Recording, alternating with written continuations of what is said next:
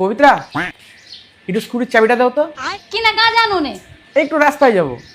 রাস্তায় যাব মানে? কে যাবে সাথে শুনি? কেউ না, একাই যাব। জুম, আজকে আমিও তোমার সাথে যাব।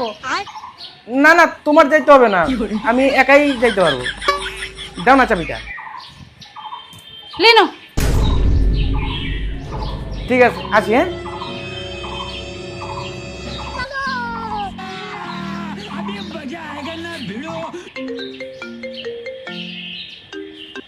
হ্যালো।